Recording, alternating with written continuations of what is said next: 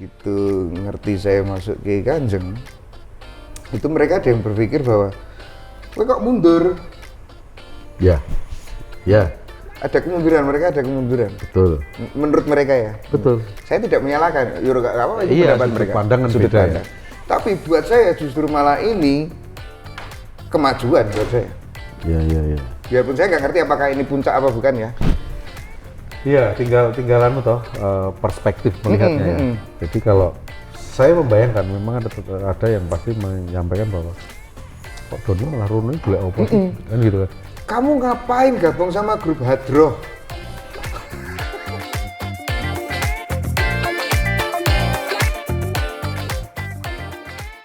Halo Talker. Sapaan untuk teman-teman ini bikin aja sendiri sih sebenarnya. Hello Talker. Jadi kita ketemu di acara Hello Talk bersama saya Anang Batas. I say hello and you say talk.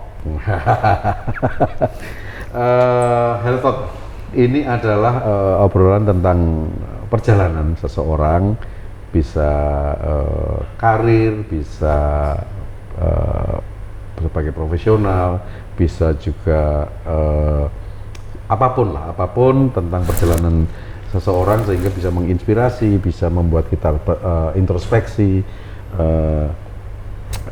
dinamika kehidupan perjalanan ini itu juga dan lain sebagainya. Pokoknya kita akan ngobrol panjang lebar tentang perjalanan seseorang tersebut.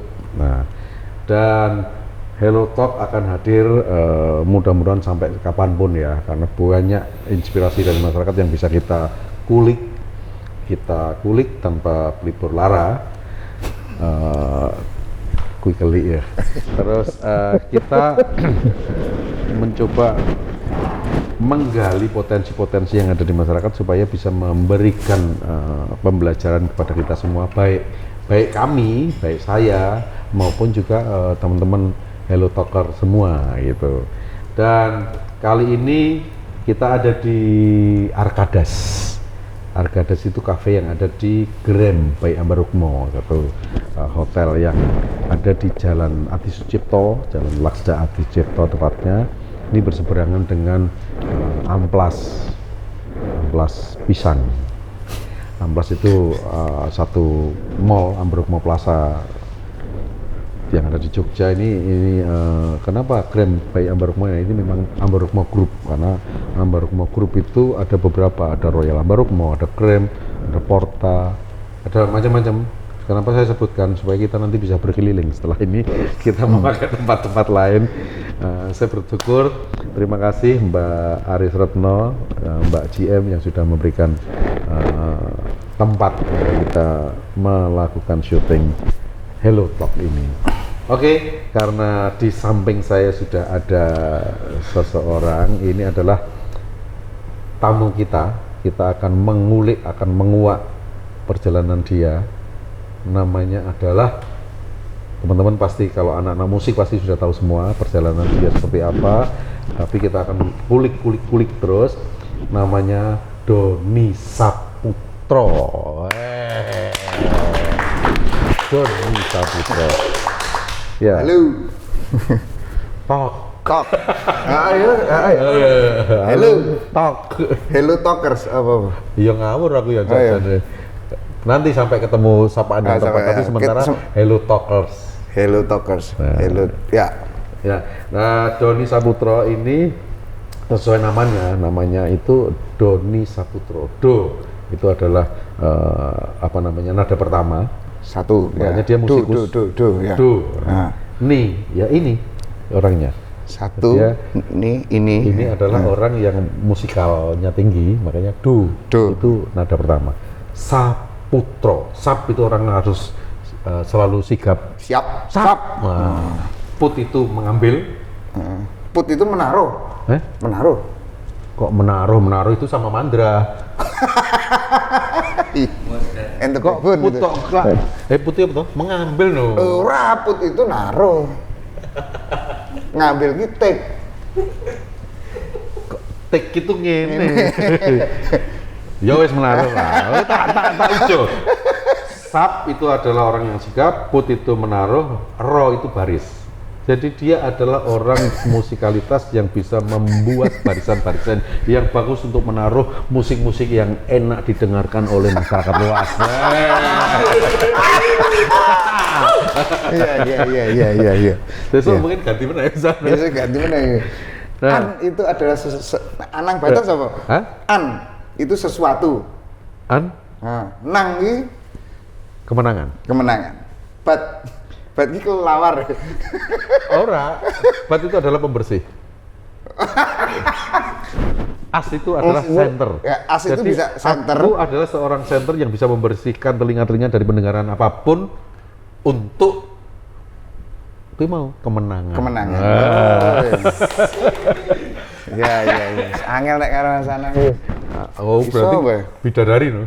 Angel itu. Nah. Angel.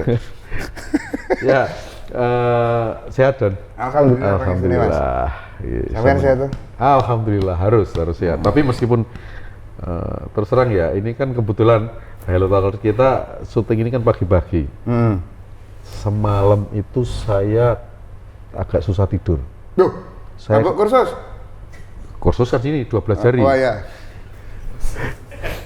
Itu karena aku kena tadi malam tiba-tiba sakit dahi. Oh. Batuk. Oh ya. Gunung gitu. Anak sekolah. Jadi nggak tahu sampai tidur itu jam piro ya, 3:30 aku. 3:30 lagi turu jam tapi ya biasa disiplin. Tadi esok aku tekan gini. Jam berapa tadi sampai? Aku sampai sini itu kan jam 8 lebih dikit. Saya baru berangkat dari rumah. Nah, mereka sampai belum. Sampai sini itu masih kosong. Oh, itu dicek lah. Iya. Tak lapor ke. Nah, tapi nggak tahu kenapa ini sebelum kita ngobrol mengulik Doni ya, dan pasti itu juga dirasakan sebagai orang panggung. Ya. Sebenarnya orang apapun ya di bidang apapun kalau dia menikmati aktivitasnya, dia pasti punya energi situ. Nah sama, saya meskipun nggak tahu tiba-tiba tadi malam batuknya bukan flu gitu, tapi sininya kayak gatel gitu loh, kayak rasanya kayak telepon. Kering. Halo, Oh. kering. Oh Jadi- iya, tempe. Bisa gue. Jadi tapi ketika ada tanggung jawab seperti ini, nggak tahu kenapa ada energi. Iya, Ada energi betul. yang Saya pasti juga iya. betul. Iya kan? Setuju, ya. Pernah dulu saya itu waktu dengan Wayang Antro ya, saya ada kelompok namanya Wayang Antro. Saya sakit, tidak bisa benar-benar bangun itu berapa hari itu, 3 hari sudah. Nah, tiba-tiba harus ada pentas. Nah, pas mau pentas itu sama teman-teman sudah dicarikan pemeran pengganti, tapi karena mungkin susah dengan karakter saya, dicarikan tapi dia nggak pakai ngomong, jadi bikin adegan bisu. Tapi aku minta sama temen, aku tolong diantar, tetap harus diantar. Lu aku tangi ora iso. Ya, pokoknya bicara. Nggak tahu kenapa bisa sampai acara dan biasa. Setelah Setelah itu back lagi. Sama. Itu sering sekali seperti saya itu. pernah mengalami itu juga. Itu justru malah saya dulu waktu itu tipes, Mas. Oh. Jadi ora kandel. Oh, ojo koyong tipes. Nah. Nah, iya sehat toh, ojo koyong tipes. Tipes itu kira-kira 3 hari ngeledak. Cuman tetap harus manggung. Karena nek vokalis kan tidak bisa diganti, Mas. Ya, Dan kita sudah terikat kontrak. Anu ya, isotonic drink gitu ya. Oh iya, Vokalis sweat. vokalis sweat. Merek. Merek April. Oh iya, iya. Terus. Noah, April. Nah, segalanya. Terus mau nggak mau harus main. Saya juga nggak tahu apakah akan ada keajaiban apa ya. Wis lah bicarane lah. Hari H mau jam berapa jam menjelang itu, aku rasanya seger, Mas. Ya. Tapi mungkin memang karena tipes kayak ngono ya. Nek siang kan seger tuh. Terus bengi mulai sore mulai geledak. Ya tapi manggungnya bengi. Bengi kan. Saya siang tuh ngerasa kayak punya energi gitu Ya. sebelum itu. Akhirnya sampai ya tetap ngerasa sore itu ngerasa awake ra penak. Cuman karena ada mungkin adrenalin ya. Ya. Adrenalinnya naik. Jadi rumah saya yo dengan awak gregesi ya masih bisa tertahan lah. Manggung, alhamdulillah selesai menyelesaikan kewajiban ya begitu mudun panggung back. Serai sok ngopo-ngopo. Nah itu jadi teman-teman, seperti orang punya energi kalau kita satu bertanggung jawab dengan pilihan kita, yang kedua kita menikmati aktivitas itu. Tapi yang harus hati-hati adalah misalnya gini, kebetulan ada temen yang akhirnya sampai maaf beliau meninggal. Itu akumulasi. Iya. Kencang banget, dan saya masih mengingatkan, masih tahu waktu itu, Mas, mbok dieman. Sayang, jangan terlalu padat. Benar, begitu pandemi, bukan karena pandeminya, tapi karena mungkin akumulasi yang tidak ada pendorong energi lagi, karena tadinya sibuk terus nggak ngapa-ngapain. Jadi ya wes numpuk sampai akhirnya mengendap. Nah artinya manajemen tubuh, manajemen emosi, manajemen psikologi kita itu memang harus bagus, harus ditata betul. Makanya kayak saya misalnya pandemi kemarin harus nyari aktivitas. Iya. Karena biasanya dulu ubek, tiba-tiba enggak, itu agak mengkhawatirkan. Iya. Kan? Betul. Bukan sekedar kantong, tapi lebih kepada emosional kita terjaga. Iki biasanya aku ya meniki nganu ya. Biasanya ya meniki aku ki melakukan ini, melakukan itu. Kok saiki meneng bae gitu kan, awak juga kaget mungkin. Betul. Mas. Termasuk bagaimana pola ketika orang bertanggung jawab. Saya belajar banget dengan, waktu itu saya punya klien orang Jepang. Kami malam ngobrol, minum sampai jam 3, jam 4 pagi. Jam 6 itu kami meeting. Mereka itu fresh ya. Meeting sing bumbu rujak. Nah, seger, mereka itu seger. Sementara aku yang beyuyut ya. Gak tahu no. Nah, dari situ aku belajar. Oh ternyata sugesti kita sendiri sama dengan ketika saya dulu naik pesawat kan takut. Bagaimana mensugesti diri saya harus bisa tidur. Oh, semakin takut ya semakin angel turu toh. Tapi awalnya mencoba malam itu nggak tidur. Kadang biasanya ambil penerbangan yang pagi. Ya. Susah, tapi lama-lama nggak harus tidur pun, lama-lama begitu mau take off itu iso.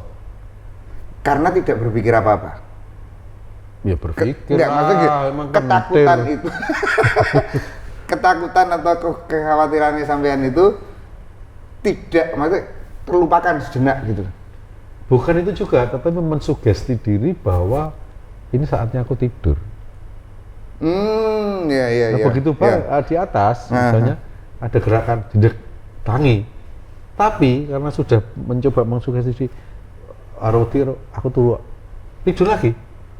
Dan itu sekarang pun juga aku bisa. Aku ya ngono Mas, nek tak niati aku sesuk acara esok, berarti aku kudu turu jam sekian untuk mengejar jam tidur yang cukup. Malah raiso toh? Malah raiso. Berarti kudune tadi penyanyi wedok. Raisa. Oke, itu tadi kita pro-nya kalau tidur, karena saya nggak lama jarang ketemu sama Doni. Kemudian juga ngobrol lebih intens, dan permete sudah jarang, hampir nggak pernah. Nah, kita akan mulai ngobrol ini dengan perjalanan Doni. Doni itu dulu sempat dikenal namanya Doni Tato. Ya. Sekarang masih enggak? Masih melekat enggak? Ini ada justru malah Doni Tato itu. Jadi gini, dulu teman saya itu kan banyak Mas. Maksudnya berteman banyak. Maksudnya itu ada beberapa komunitas yang dulu kan zaman semono kan ono Alamanda, ono Cacah Lekrus, terus ada teman-teman dari Hotel Garuda, Cacah Underground itu, terus kemudian ada teman-teman dari komunitas Seventeen juga. Itu panggilan mereka ke saya itu kadang jadi indikasi, oh aku berteman dengan si A ini di komunitas ini. Jadi jadi nggak setiap tempat itu sama panggilannya? Iya, beda-beda. Kalau Doni Tato itu di apa? Doni Tato itu Alamanda. Oke, karena memang Doni tatoan ya. Dan waktu itu juga ada Doni lain. Oh, untuk membedakan, oke. Ya, Jadi karena komunitas. Kalau yang lain lagi apa panggilanmu? nek cah-cah. Kamu kan laki-laki punya panggilan banyak. Wah, Atau enggak kita? udah kita. Kalau di teman-teman apa ya, mungkin bukan Leros aja, tapi lebih luasnya lagi mungkin teman-teman hardcore ya. Itu Doni Lambe. Mergane? Lambeku kandel jare. Ya saiki ora ketok sih. Enggak ketutupan saringan kopi ku gitu. Oh iya pernah Doni Lambe ya. Terus kayak almarhum Gembus, terus Kontel, terus apa sih Aji Down for Life itu manggil saya Doni Lambe. Terus apa meneh? Terus kemudian kalau satu lagi ada Tatui. Tatui apa? Nah, Tatui itu berarti itu teman-teman dari komunitas Seventeen yang dulu nongkrong di rumah saya di situ ada Endang Sukamti, ada Bre, ada teman-teman Zeki. Tatuinya itu dari apa? Tatui itu dari keponakan saya. Jadi waktu itu keponakan saya itu baru bisa ngomong. Dia manggilnya sebenarnya Pak Doni. Tapi karena lagi iso ngomong, jadi manggil Tatui. Nah, itu sama anak-anak umur berapa? Dulu bocah itu saya umur 2-3 tahunan atau 2 tahunan lah. 2-3 tahun ya tua no. 2 tahun. Oh, tak kira 2-3 tahun ya semua. Nah, itu jadi kayak kata Doni siapa? Doni Tato. Oh, berarti ini konco-konco Alamanda. Iya. Dan sampai sekarang masih kalau Mas Anang tanya ada nggak yang masih manggil itu? Masih ya? Masih. Oke, berarti kan sebenarnya bukan identik banget tapi hanya untuk pembedaan wilayah segala macam. Kalau dari sisi musik, awalnya kamu bermusik itu di apa sih sebenarnya? Bukan, ini sebelum profesional ya? Sebelum profesional itu malah dulu awalnya saya SMP itu bikin band sama Aji vokalisnya Down for Life. Terus ada saya waktu itu masih main bass, terus yang main gitar itu namanya Gitaris? Nur. Oh, Nur, ya. Si Nur, terus yang main drum Sigit. Itu kita bawain Sepultura, aku nama bandnya aku bikin apa sih? Tapi kita berempat itu. Enggak, ya itu, biasa sih, kalau memang pas kondisi nggak menghasilkan itu kan nama itu kadang-kadang dilupakan. Wis durung ono hasilnya tadi ora penting jenenge. Ora penting. Nih begitu ono hasilnya jenenge ora penting menaik, sing penting hasilnya. Sing penting hasilnya. Ya. Oke, itu SMP. SMA? SMA saya udah mulai SMA saya di Muha, terus tapi teman-teman saya Muha toh? Muha 2 saya. Wih. Oh iya sih alumni. Sama ternyata. Ternyata. Oh iya. Muhi zaman sekarang. Saya kepala sekolahnya masih Bu Asma itu. Oh, sekarang udah sehat. Oh, mungkin itu ya. Bu Asma. Aku Pak Ali Warsito. Oh, ya jauh. Dora ngerti. Jauh. Dora ganti Doraemon. Ya. Oke, SMP, SMA. Kita lompat saja karena kan dia tuh jenjang sekolahnya itu ternyata SMP, SMA dan S Nanas. Tapi justru SMA itu Mas, waktu terpenting saya. Loh, terpenting kan grup band yang kemarin terakhir. Terpenting. Oh ya, sebelum terpenting setelah ada mengalah itu kan. Iya, terpenting. Kudu cepet nih. Loh, karena aku Tatui. Aku ngomong Seventeen masih bisa terpenting. Terpenting. Terus zaman SMA itu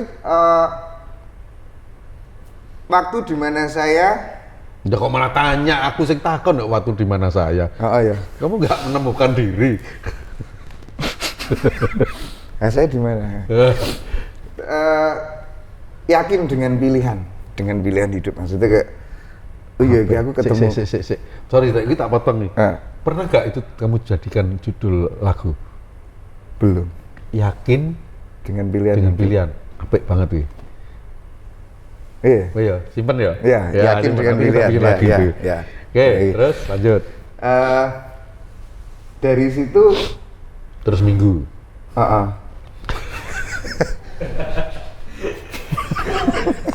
Akhirnya dari situ menemukan bahwa mulai memilih bahwa musik ini pilihanmu gitu. Iya. Aku pengen bukan hidup dari musik, tapi aku ngerasa ini hal yang saya cintai, ini hal yang saya sukai dan saya pengen di sini. Oke. Saya mau di sini. Berarti tonggak sebenarnya untuk serius di musik itu SMA ya? SMA. Akhirnya menjadi profesional. Kalau ngomong profesional ya bareng S19. Bukan, kita ngomong profesional itu kan kadang-kadang itu agak agak multitafsir ya. Ketika ngomong profesional itu kan ada sebagian orang yang menganggap bahwa itu menjadi pekerjaan. Tapi kalau saya kebetulan profesional itu adalah ketika saya menseriusi bidang yang memang saya pilih. Sama. Belum tentu karena hasil Ya, gitu. sama. Maksudnya gini, mungkin bukan kalau mungkin naik profesional mungkin kalau kita ngomong hasil memang belum menghasilkan apa-apa waktu itu. Cuman bersentuhan dengan dunia industri ya. Industri musik atau bisnis musik itu waktu bareng S Nanas. Bareng S Nanas ya. Itu saya akhirnya jadi lompat. S Nanas, Doni itu yang salah satu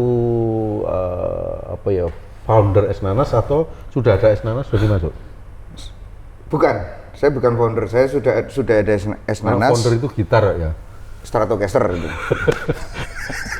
Jadi S Nanas sudah ada?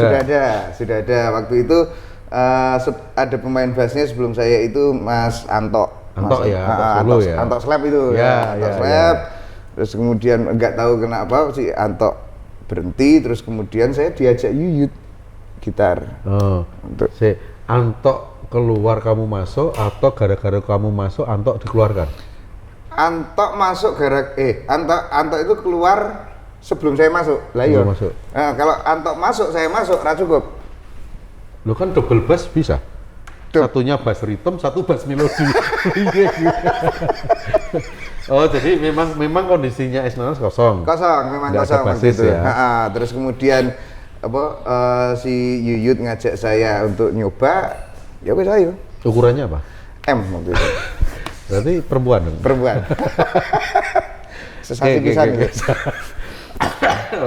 Akhirnya masuk di S Nanas menjadi basis. Tapi kan sempat vokalis juga? Vokalis itu karena kami dulu ngafe, Mas. Oh, jadi tetap tetap ya? Utamanya tetap Cuman waktu itu kan S Nanas itu sambil bikin demo, kita juga ngafe dengan tujuan numpuk ke duit tinggal bikin demo itu kan. Kalau ngafe itu kan durasi 2 jam, nyanyi sendiri kan kasihan. Harus ngisi ya. Ya, akhirnya gantian saya, Leo, Wahyu gantian nyanyi juga. Berapa lama bertahan di S Nanas? Karena gini, mungkin perlu sedikit agak ada gosipnya. Karena waktu itu kan di S Nanas itu Rodo sempat dibahas bahwa Doni itu ada sedikit masalah. Lu kok guyu tuh? Enggak, aku takon akan harus dikonfrontasikan sebenarnya karena aku nggak tahu masalahnya apa, tapi pernah mendengar bahwa ketika ada, kalau nggak benar atau enggak ya, sempat keluar tapi sempat masuk lagi atau gimana? Mungkin bisa diceritakan. Aku kudu ngeling-ngeling meneh gitu. Cuman dombe sih berito ngeling meneh. Ndak kene. Kopi ini bening. Kopi ini bening. Merkuri.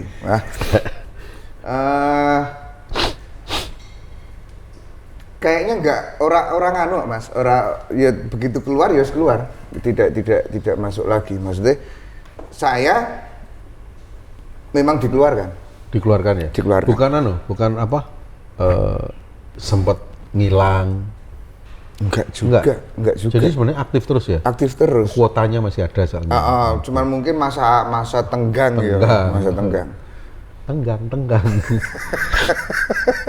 Jadi dikeluarkan setelah berapa lama itu? Setelah jadi konotasi ini tadi beda ya, dikeluarkan setelah berapa lama?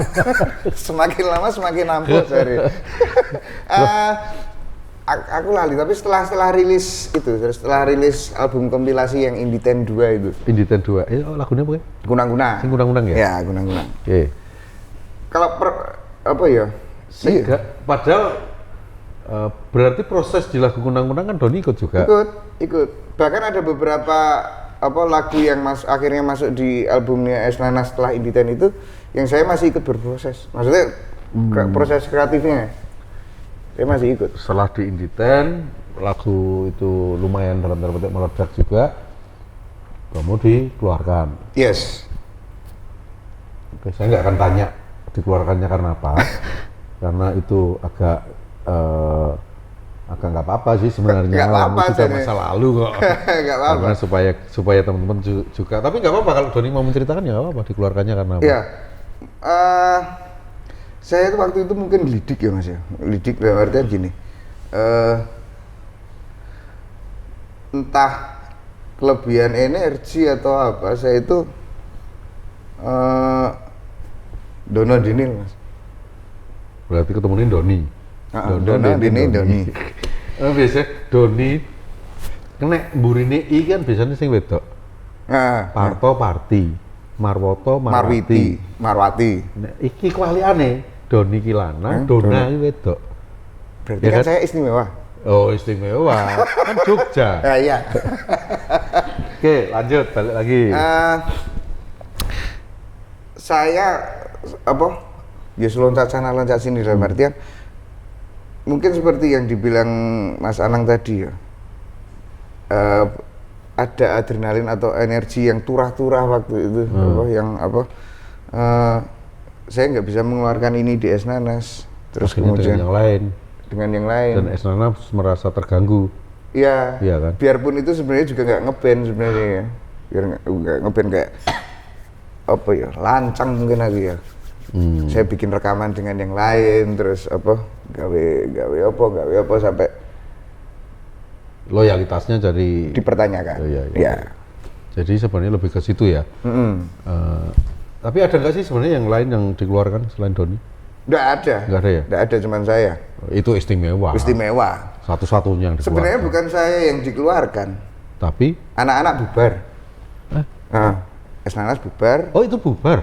Bubar, terus kemudian mereka ngumpul lagi bikin Esnanas lagi, saya nggak diajak. Oh, kok bisa ya? Berarti kamu tuh Esnanas tunggal? Esnanas tunggal. Oke. Jadi, tapi secara hubungan personal lah, tetap baik. Ini dari sudut pandang saya ya, karena sebenarnya gimana? Sebenarnya dari anak-anak itu, dari anak-anak juga sampai sekarang pun juga tidak pernah menjelaskan Jani ono apa kira, tidak pernah menjelaskan. Iya nggak perlu, yang penting kan kamu sudah dikeluarkan. Iya itu yang paling penting. Paling penting. Alasan itu nggak penting. Nggak penting. Yang penting metu.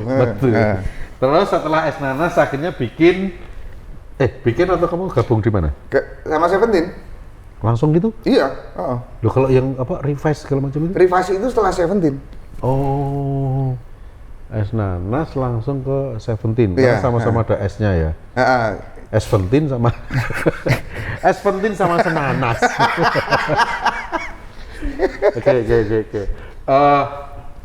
Dalam kondisi Seventeen itu sudah ada tapi vokalisnya nggak ada. Atau gimana? Jadi ketemunya Seventeen itu juga bebarengan dengan Esnanas ya, maksudnya dulu kan Esnanas ngafe di Etnik Cafe itu. Yeah. Itu kan ada dulu kan ono break setengah jam, 1 jam itu kan ada yang ngisi gitu ada teman-teman ada yang ngisi. Nah kebetulan saya sering ngisi di situ. Oh ngisi break aja, jadi bukan reguler ya? Bukan, ngisi break. Terus kebetulan juga drummernya Seventeen itu adik sepupu saya. Si Andi, almarhum Andi. Almarhum Andi adik sepupu saya. Terus saya dikeluarkan dari Esnanas, terus kemudian dilalai Seventeen juga, vokalisnya juga lebih memilih untuk kuliah serius. Oh, bersama Esnanas itu? Dibalik. Oke. Oh, vokalisnya Seventeen sebelumnya siapa? Si Mamat dulu. Mamat fokus kuliah. Fokus kuliah. Terus kemudian Seventeen tetap pengen jalan. Mereka nyari vokalis, terus kemudian si Andi bilang, lah Doni aja kenapa? Karena tahu kalau kamu nggak mungkin fokus kuliah ya. nggak mungkin ya Lah iya makanya iya, terus iki wae sing iso jelas, iso jelas, jelas ra jelas. jelas.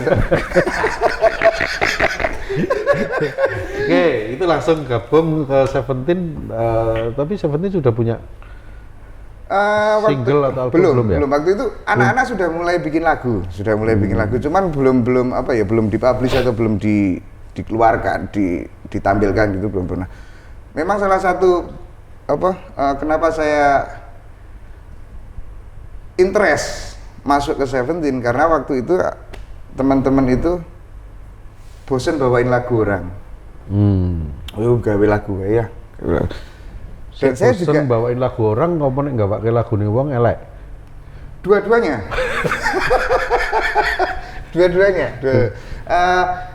Kebetulan waktu itu juga sama. Aku juga ngerasa feel-nya nggak dapet ya ketika ngebawain lagu lain ya. Jadi kayak ini sudah waktunya aku mengeluarkan karya, maksudnya gawe lagu dewe. Sementara kan waktu itu kan di Jogja kan angel banget tuh Mas untuk katakanlah gawake lagu dewe nang panggung ini kan belum wani tuh Mas, belum berani tuh Mas. Bahkan kalau dulu itu bawain lagunya orang lain iso plek. Iya. Bukan aransemen ulang, bukan apa, semakin persis semakin apik. Berarti Solo ya? Ini Jogja PSIM semakin PSIM. Berarti iya era itu kan makanya kan dulu ada yang namanya Second Bond itu Queen banget. Ya. Terus Elpa Mas. Si siapa namanya?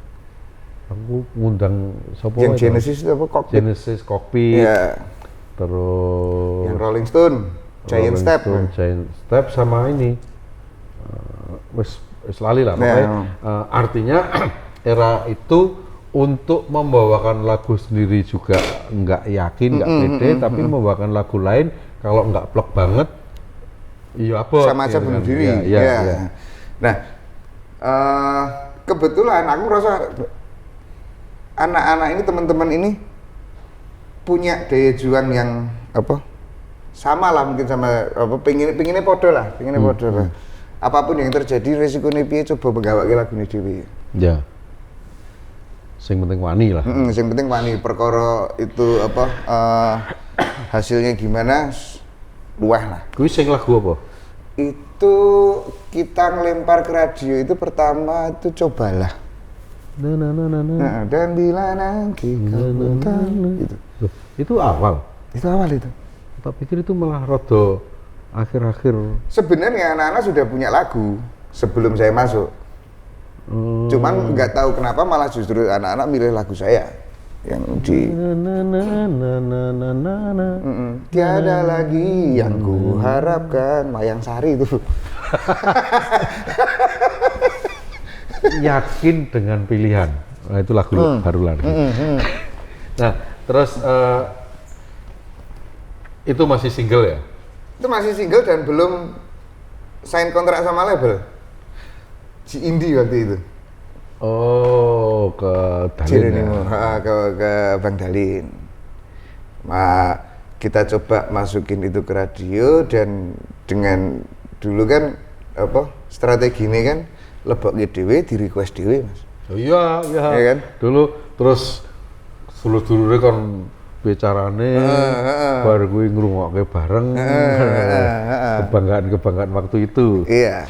Oke. Ya, Ci Indi itu salah satu dulu memang.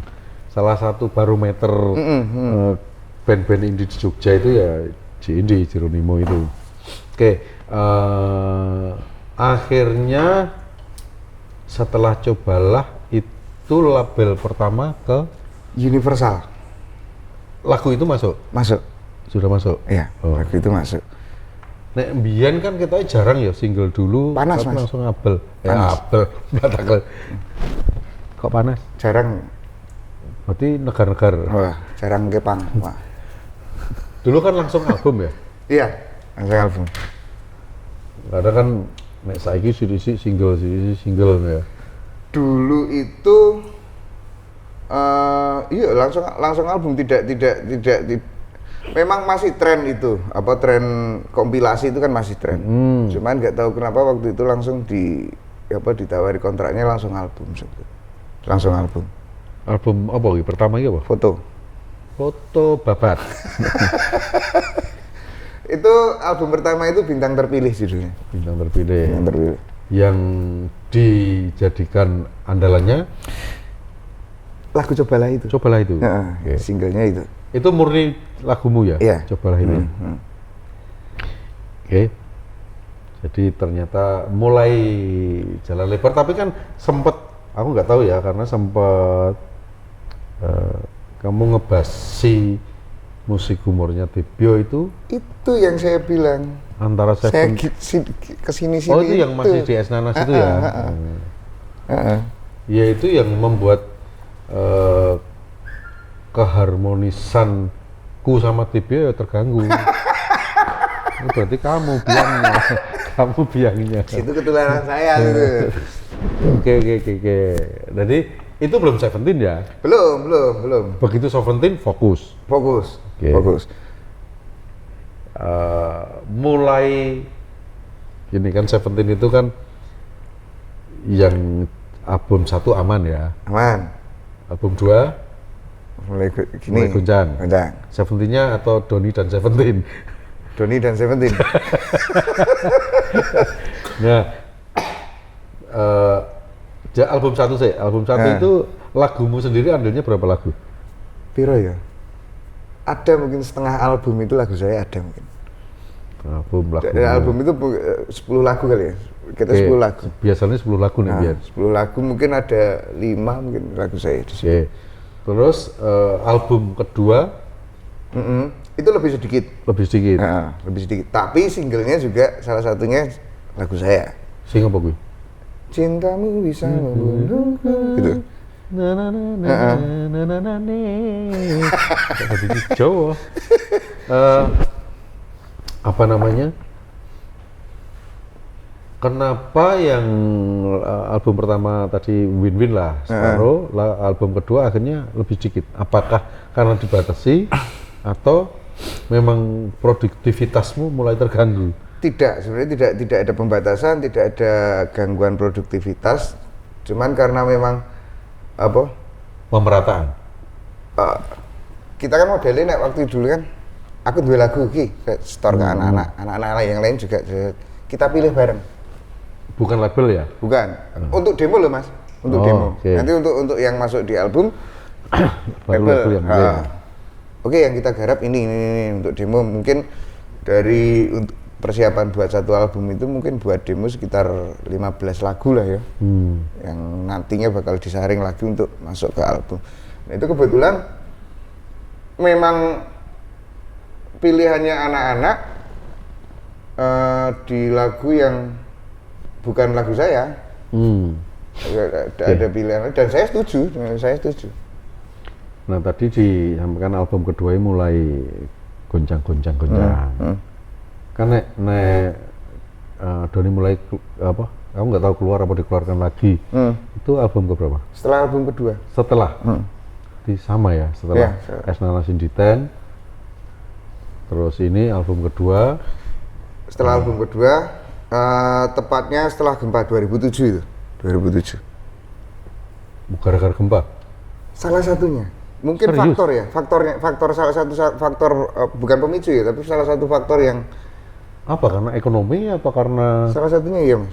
Oh iya, emang efek banget. Kalau buat saya pribadi dan keluarga ngefek itu, ngefek banget. Enggak, selain faktor-faktor lain ya. Ya, akumulasi yang lain yang enggak, tapi kalau secara Seventeen secara Seventeen sih sebenarnya tidak, mungkin ngefeknya adalah di treatment promonya yang akhirnya berubah. Karena waktu itu pas gempa itu kan kami sedang promo album kedua. Album kedua itu rilis tahun 2005, terus kemudian sempat gonjang-ganjing yang peralihan dari era analog ke digital itu, RBT segala macam itu. Ya. Label kebingungan dengan gimana caranya promone maksudnya cara berpromo yang efektif gimana sampai akhirnya karena terbengkalai. transisi ya tadi memang kepanikan. Iya. Terus kemudian kami akhirnya baru dapat promo itu di 2006. Yang kemudian di tengah jalan ketabrak itu gempa yang sampai mau nggak mau kami harus balik ke Jogja. Ya. Dan itu bukan membuyarkan tapi ya akhirnya tetap merubah semuanya lah. Tidak mau ya. Nah, tapi secara hubungannya Doni dengan Seventeen sendiri akhirnya yang dibilang guncang itu akhirnya fix puncaknya di 2007. Puncaknya ketika jadi secara ekonomi waktu itu terutama saya pribadi karena album kedua tidak jalan karena beberapa faktor itu tadi, mau nggak mau harus memaksa saya untuk lebih fokus ke keluarga, gimana caranya saya untuk survive keluarga. Itu bikin saya itu tadi seperti yang sebenarnya hampir sama dengan Esnanas tadi, saya proyekan lain gitu ya. Kasarannya ya golek nafkah. Iya. Biar aman, tapi itu yang menjadi ganjalan juga buat yang lain kan akhirnya. Ya. Selain hal yang lain. Ya. Oke. Album 2007 sudah fix keluar, itu belum Seventeen belum punya vokalis baru ya? Belum. Benar-benar terus vakum atau gimana? Ya, kalau setahu saya anak-anak itu ketemu Ivan itu tahun 2008. Oh, berarti sempat lumayan lama ya. Oke, berarti dengan Seventeen dua album. Perjalanan Doni ini kan Seventeen terus terang Esnanas meskipun levelnya masih dalam tanda petik ya, belum terlalu nasional ya, lokal tapi orang sudah tahu. Nah, Seventeen membuat Doni lebih ke big lagi lah, nasional. Seventeen siapa sih nggak tahu gitu kan. Artinya ada ini yang perlu saya sampaikan ke Hello Talker itu, bahwa ada masa pasang surut kan, bahwa ada masa secara ekonomi pasti ketika namanya besar berefek, tetapi kadang-kadang kita lupa dengan pola hidup, ya kan? Biasanya kalau dit 1000 tiba-tiba nyekel dit 1.000 untuk kembali ke bukan 1.000, kembali ke 10.000 aja nggak gampang gitu kan. Nah, artinya bagaimana kita mengelola itu pun aku mengalaminya. Nah, setelah keluar dari Seventeen, sebelum itu langsung ke Kanjeng atau belum kan? Masih lama kan? Masih ngamen sana sini gitu ya. Setelah keluar dari Seventeen, kebetulan kan waktu itu Seventeen itu kan sempat tinggal berapa lama di Jakarta ya? Bukan tinggal tapi bukan hijrah, stay untuk kegiatan di Jakarta berapa bulan gitu. Ya, yang masih di Tebet itu ya? Bukan, itu baru akhir-akhir ya? Setelah Seventeen justru malah. Setelah Seventeen. Waktu itu anak-anak itu Seventeen itu kita tinggal di daerah sekitar Pasar Senen. Sekitar Pasar Senen. Nah, kebetulan waktu itu juga dari tahun 2002 sampai 2006 itu kan bolak-balik Jogja Jakarta ya Mas. Yang akhirnya mau nggak mau kita punya teman juga di Jakarta yang itu berhubungan dengan industri, yang itu berhubungan dengan band-bandan. Nah, setelah keluar dari Seventeen, saya malah pindah ke Jakarta. Loh, kok iso?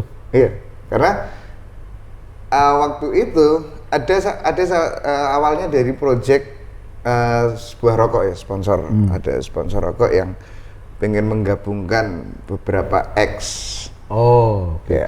Dulu kan sering banget sering iki dicomot-comot dadekke sebenarnya istilahnya sensasionalnya pada zaman itu lah. Kebetulan saya diajak waktu itu, terus ada beberapa orang yang menurut saya senior saya ikut main juga. Kita main di beberapa titik di Indonesia sampai akhirnya saya memutuskan ya wis lah aku di Jakarta dulu karena saya ngerasa ada sesuatu yang bisa saya kerjakan di Jakarta. Luwih cetha waktu itu ya. Tapi itu kan itu proyekan tok toh itu ya. Proyekan tok yang akhirnya itu jadi band Mas. Si apa kuwi? The Gang. Oh iya The The Gang. Gang. Ini ya. Heeh. Iya. The Gang itu semuanya The Gang ini? Saya, Uli itu drummernya 50-50, lawas Yeah. banget tau itu. Terus Iwan itu gitarisnya sekarang editionnya Noah. Oke. Terus Irang Bip, Irang BIP ya. BIP. Terus kemudian Moko Mokonya keyboardisnya keyboard, 70. oke. Itu sempet album juga? Album juga kita bikin independen itu, album indie. Oh indie? Di meledak? Ora? Orang titik. Loh, tapi kan ketika itu bicara proyekan kan mungkin secara ekonomi lebih bagus daripada Iya. ketika idealisme yang sebelumnya kan gitu. Oke, itu bertahan sampai 2010. 2010. Ini ada nyempil sebelum saya ikut tour itu. Ikut tour itu ada Revise. Revise ya. Antonnya. Saya, Anton Exilon Seven, terus Rama Jogis, sama Arda. Ya, Sama Arda. Nah, waktu itu kenapa berhenti karena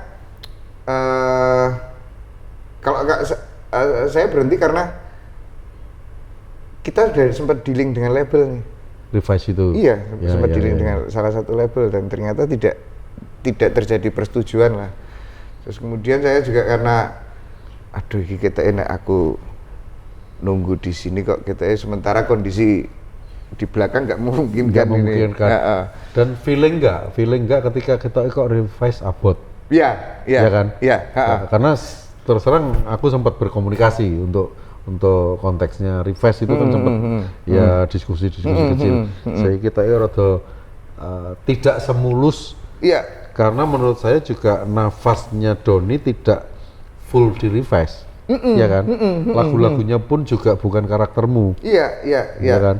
Biarpun sebenarnya nek tak rungokke Mas yo, enak jane lagu nih. Maksudnya gini, apik kan? Nggak, ya apik dalam kondisi yang personal. Pasar belum tentu kan, gitu. Atau juga mungkin faktor lain ya. Tapi paling tidak ini bagian dari perjalanan itu. Nah, Revise nggak bertahan, bubar. Masuk ke The Gang, di Jakarta. Setelah The Gang 2010 sampai 2010 bubar. The Gang masih jalan, tapi saya balik ke Jogja. Udah nggak di The Gang? Enggak. Dikeluarkan lagi? Enggak, saya keluar. Mengeluarkan diri? Karena jadi kamu dikeluarkan oleh Doni sendiri? Ya, saya mengeluarkan diri sendiri. Enggak kan, barangkali mau memecahkan rekor, dikeluarkan. Enggak, aku tetap terpaksa untuk harus dikeluarkan. Oleh siapa? Saya sendiri. Saya bersikap. Oke, 2010 akhirnya balik ke Jogja. Ngapain? Langsung sama Kiai Kanjeng. Sudah langsung ya? Kiai Kanjeng dalam kondisi waktu itu terus terang Mbah Nun positioning yang kuat. Kiai Kanjeng kuat. Bahkan sampai ada Nyai Kanjeng ya? Nyai Kanjeng sebelum saya masuk. Iya, artinya ada Nyai Kanjeng. Karena kekuatan besar ini. Nah, justru pertanyaan yang paling penting kan Kanjeng sudah jalan ini, tanpa ada Doni atau ada Doni. Satu, karena kondisi Doni membutuhkan akhirnya melamar masuk ke Kiai Kanjeng, atau Kiai Kanjeng yang melihat Iba ini.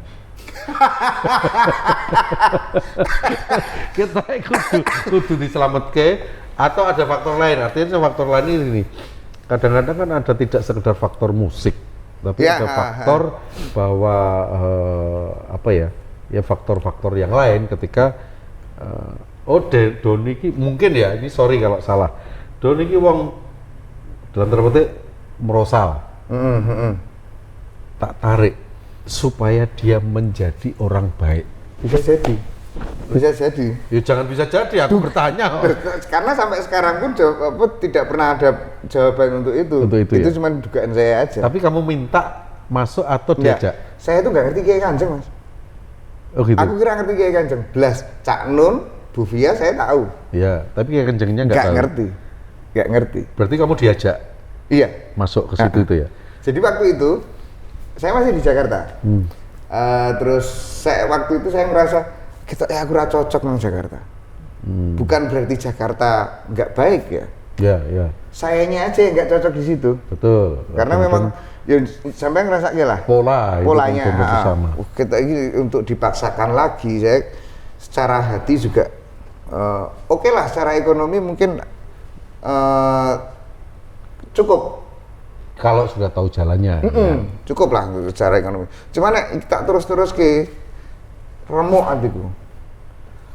Saya pengen balik ke Jogja. Cuman untuk balik ke Jogja kan aku begitu tekan Jogja aku harus apa? Karena bukan karena kamu memang nggak bisa mengikuti pola kehidupan di Jakarta. Karena kalau aku juga terus terang kayak gitu. Aku raiso Mas. Cuman kan nek kita coke terus aku balik Jogja, aku nang Jogja arep ngopo? Ya. Tapi ono gandulan akhirnya ke Kanjeng itu ya. Akhirnya itu pun juga sebenarnya juga apa ya? Kan Kanjeng juga belum tetap juga waktu itu kalau nggak salah. Iya, tapi saya cuma butuh alasan untuk ada cantolan di aku pamit ke anak-anak Jakarta bahwa ada sesuatu, ada something yang ada ada di sesuatu Jogja. yang harus saya kerjakan di Jogja. Oh iya. Nah, waktu itu dilalai Om Bobit yang main keyboard, itu zaman semuanya sih BBM.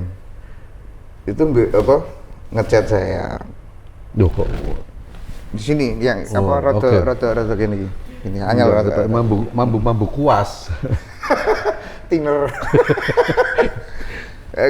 Ngechat saya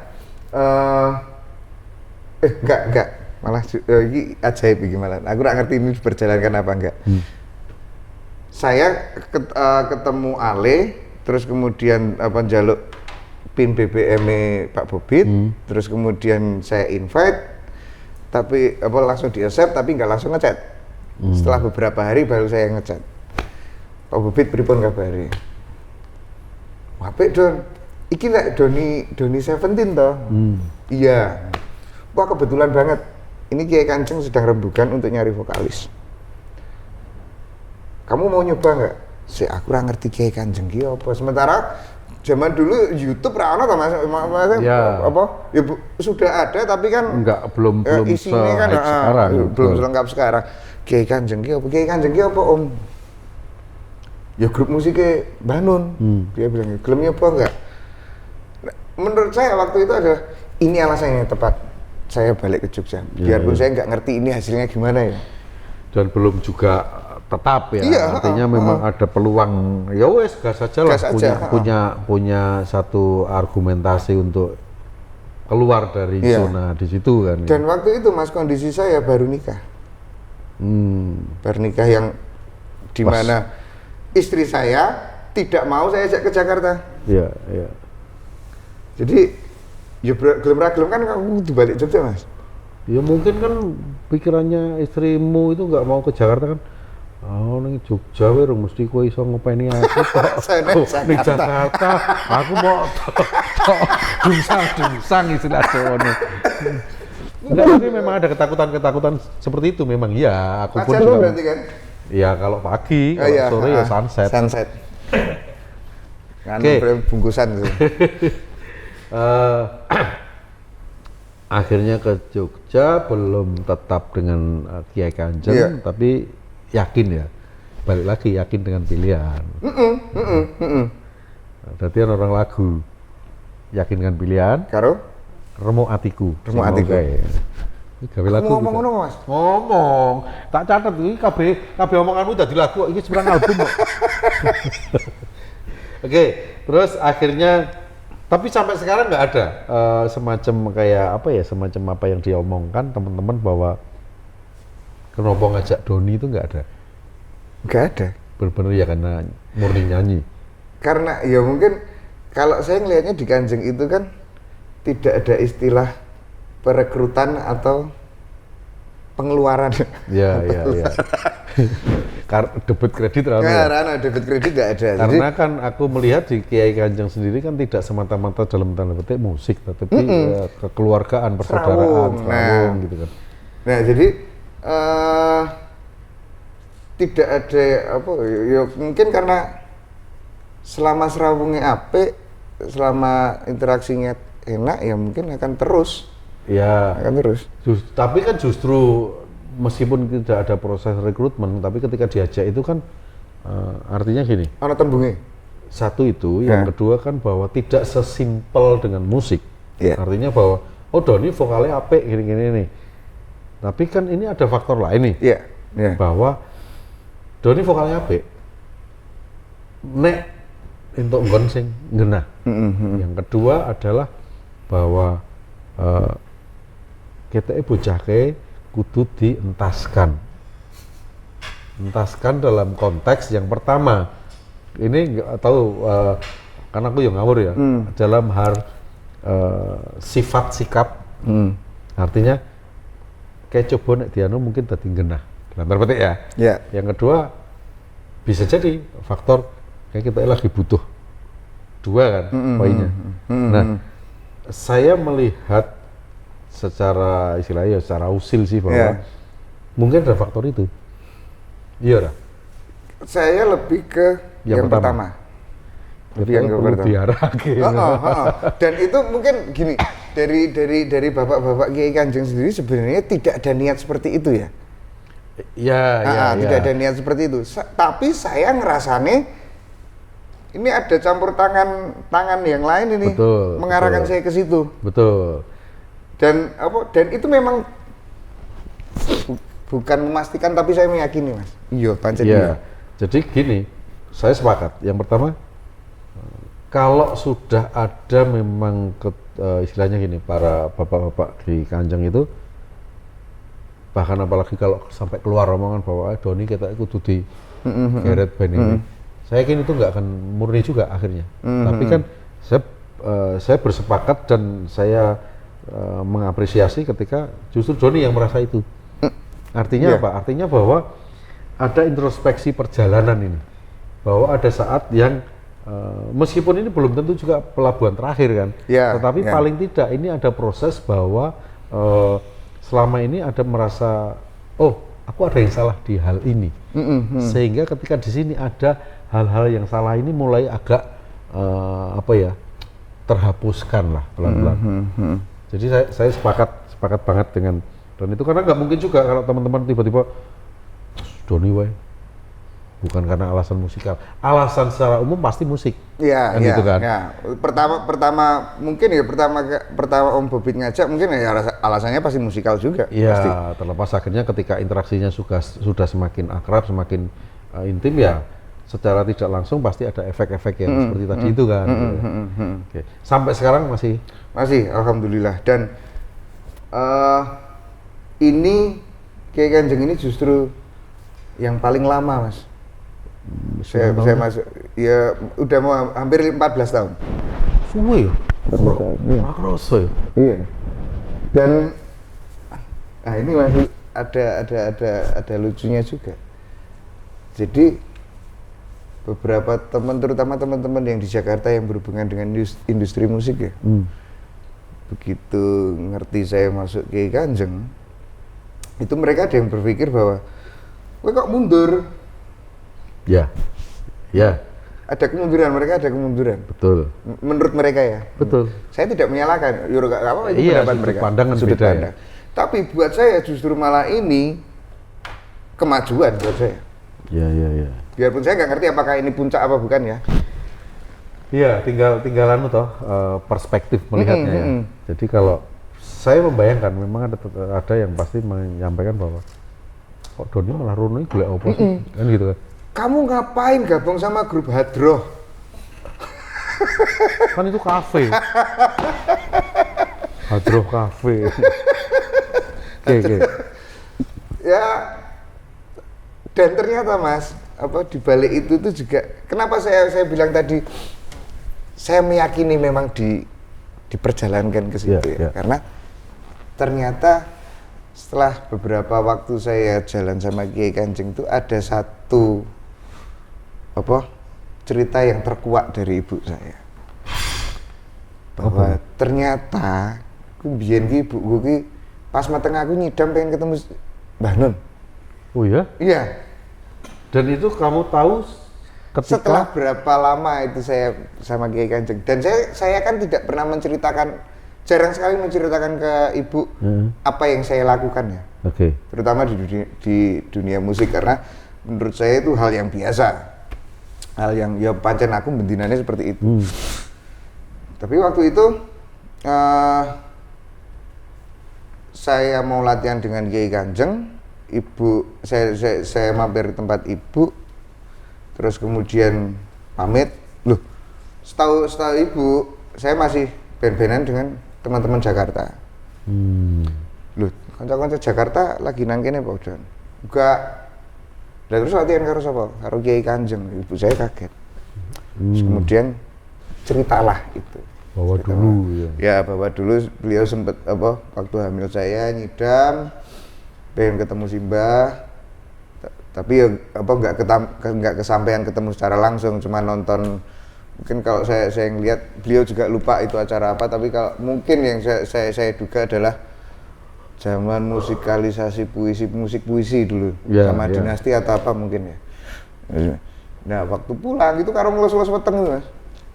Muga-muga mbuh kowe atau adik-adikmu ada yang bisa bantu Cak suatu saat. Berapa tahun berarti? Kamu saiki umurnya berapa? Aku lahir 77 waktu 77. Itu ibu itu cerita itu saya masuk kayak Kiai Kanjeng 2010. Ya artinya ya kuwi sing memang kita tidak utak adik gaduk ya, tapi bahwa ternyata ada sesuatu yang tidak mungkin kita lepaskan, perjalanan bahkan dari dalam perut, bahkan mungkin dari leluhur sampai ke sekarang itu pasti ada koneksinya gitu. Meskipun ya kita bukan dalam rangka wediku tadi ini adalah konten mistis. Tapi yang jenenge dungane ibu ya, Mas. Betul, ibu adalah luar biasa. Doanya ibu itu, dan saya juga akhirnya bukan kesimpulan tapi semacam kayak flashback flashback yang dulu-dulu.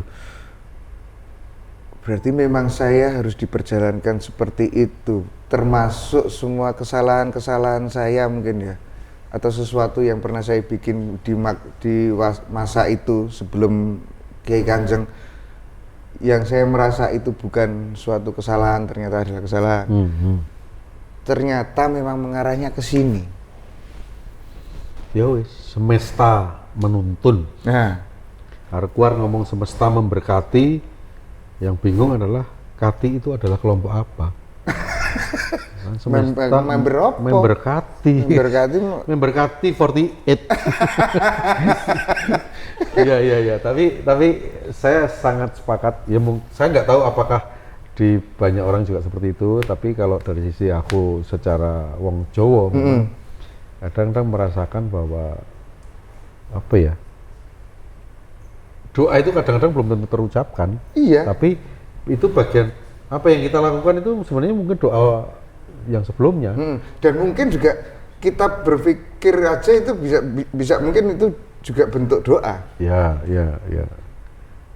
Betul. Mikir. Itulah kenapa mungkin ada yang bilang, wes mikir positif aja lah. Dan akan kejadian positifnya juga. Ya. Balik lagi ke yang tadi, yakin dengan pilihan. Yakin dengan pilihan. Doni besok menjadi tamu podcast saya satunya, khusus musik dan obrolan tentang yakin dengan pilihan. Wah, kudu direalisasikan. Ayo, itu karena ada lagi lah.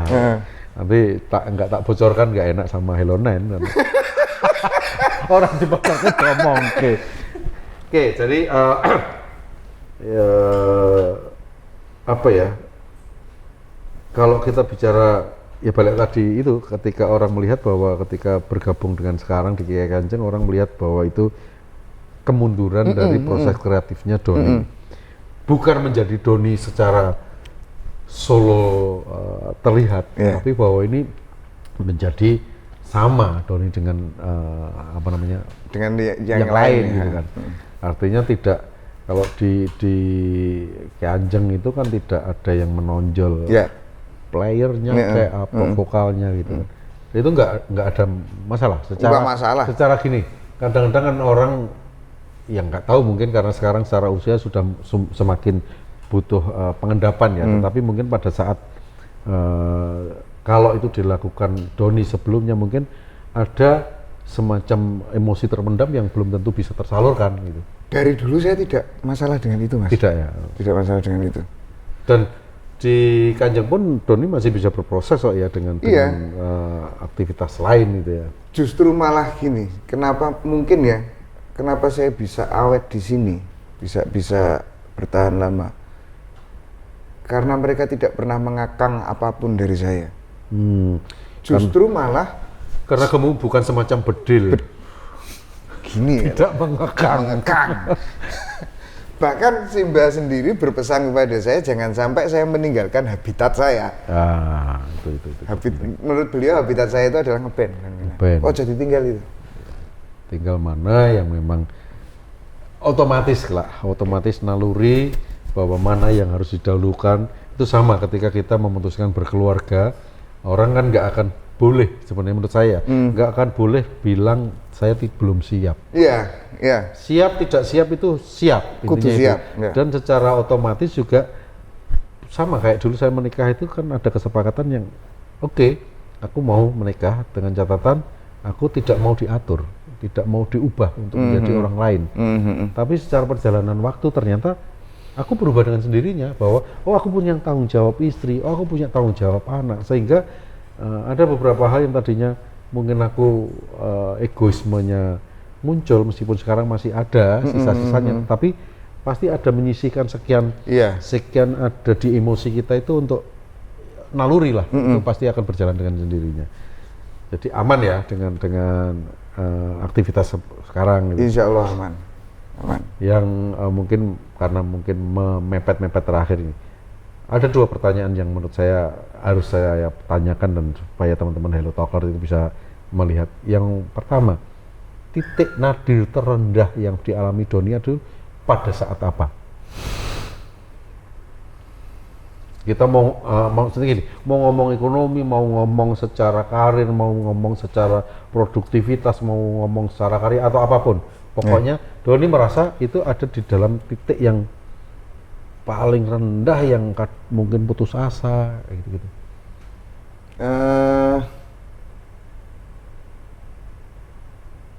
Malah justru pas di Jakarta, Mas. Bukan masalah pas dapatnya sebenarnya ya. Iya. Tapi justru di situ kosong. Oke. Karena memang orang titik terendah itu belum tentu ekonomi kan. Iya. Tapi justru ketika orang semakin mencari pasti tidak akan menemukan. Karena saya ngerasa bayangan industri musik itu bukan seperti ini. Maksudnya ketika saya masuk kaget aku, Mas. Loh, ternyata kayak gini. Duh, saya iso ngapa-ngapa guys. Beda karo apa yang dipikirkan sebelumnya ya. Iya. Termasuk melihat waktu sisi itu profesional. Waktu itu mungkin untuk kondisi sekarang berbeda. Ya. Oke. Biar mutus. Kemudian yang Doni merasa sampai sekarang itu berada pada posisi yang peak puncak. Sekarang ini. Oke. Jadi Hello Talker, jadi ada perjalanan orang itu melihat tidak dari sudut pandang sekedar ekonomi. Yeah. Dia bisa melihat dari sudut pandang mungkin kepuasan secara jiwa. Ada saat orang yang merasa terendah dari sisi ekonomi, kadang-kadang justru dia merasa itu posisi yang tertinggi. Karena ada juga, saya pernah membaca ada kalau nggak salah bukan di Indonesia ya. Jadi ada konglomerat yang kaya raya sampai di tuanya itu semua harta itu disumbangkan, dihibahkan, dan dia memilih hidup di tengah hutan dengan sendirinya, tapi disitulah puncak kenikmatan hidup dia. Nah, artinya apa? Artinya dinamika perjalanan itu tidak bisa dilihat dari covernya aja. Artinya tidak, orang itu mobilnya ini, rumahnya ini, belum tentu dia mendapatkan ketentraman, kenyamanan, kenikmatan. Itu sama gojekan saya sama Encik segala macam. Anang kuwi nek nraktir berarti kondisi ini kayak pas abot. Gitu sampai seperti itu. Tapi iya Mas, maksudnya kayak apa? justru ketika mungkin ya abot mungkin pengertiannya dalam ekonomi ya. Ya. Ketika kita abot dalam hal itu, malah justru akeh sing njaluk tulung nang kita. Iya. Ke kita. Itu ujian mbok ujian apa mendung apa nanti ya. Iya Mas, setuju aku Mas ya. Dan kui aku ora ngerti kuwi gojekan tenan apa ora. Lah sampeyan rasane piye? Kuwi njajake wah ini mesti lagi pahit iki. Asem.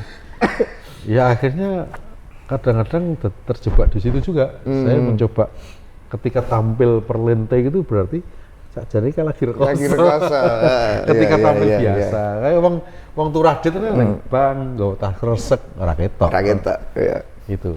Jadi Hair Talker ini obrolan sama Doni sebenarnya ada banyak tema yang lain yang tentang misalnya kita langsung realistis tentang industri musik tapi mungkin nantilah kalau memang Hair Talker menginginkan monggo nanti komen di YouTube-nya Hello Nine termasuk memilih narasumber atau tamu mau siapa, mau topiknya apa dan lain sebagainya. Kalau mau request lagi Doni, kita ngobrol temanya ini yang Hello Talker melihat sudut pandang Doni yang hari ini belum kita kulik karena memang sekarang ini fokusnya saya baru mau melihat meskipun sebenarnya banyak yang saya belum isi rada pekewo arep atau biar atau pekewo saya masih anut sedikit lah tapi paling tidak pada level tataran dasar aja Hello Talker bisa melihat bahwa ini perjalanan yang kalau yang baik ya silakan diambil, yang jelek ya diambil juga untuk pelajaran. Ya, jangan sampai ditiru. seperti itu. Betul. Jadi mungkin apalagi Don yang mau disampaikan Don? Bukan, aku nggak akan ngomong kata-kata terakhir loh. Ora. Iya, makanya. Enggak, apa ya? Kata-kata terakhir. Enggak, maksudnya ya pesan. Enggak ada sih Mas. Koyo talk show. Oh. Ya paling cuman ya apa ya semakin kesini tanggung jawab semakin beda mungkin teman-teman bisa lebih merasakan itu bahwa hidup itu akhirnya mengerucut lebih sempit dan tujuannya ke atas. Yes, itu pesannya dari Doni.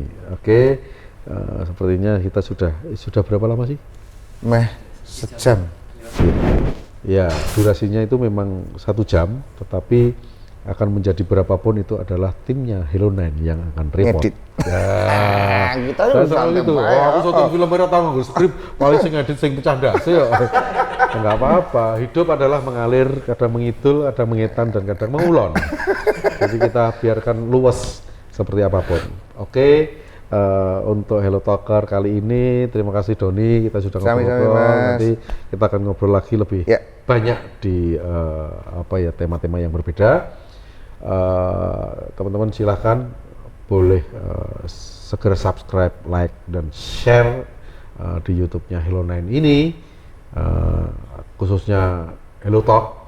Yang lain nggak usah ditonton karena masih sedikit.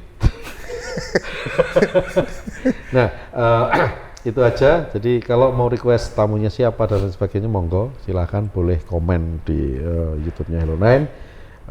Terima kasih. Yang pasti kita nggak punya kesimpulan karena saya tidak mau menyimpulkan apa isi dialog ini. Biarkan teman-teman Hello Talker yang akan menyimpulkan. Berakit-rakit dahulu, berenang-renang ke tepian, bersakit-sakit dahulu. Jangan lupa untuk selalu mengikuti Hello Talk sampai kapan? Masuk ora ya? Ora, kedawan. Kedawan Solo berarti. Kedawan Solo itu. Oke, terima kasih. Jangan pernah protes jika tidak ada proses, apalagi progres. Saya Anang Batas. Sampai jumpa di Hello Talk. I say hello. You say talk. Say talk.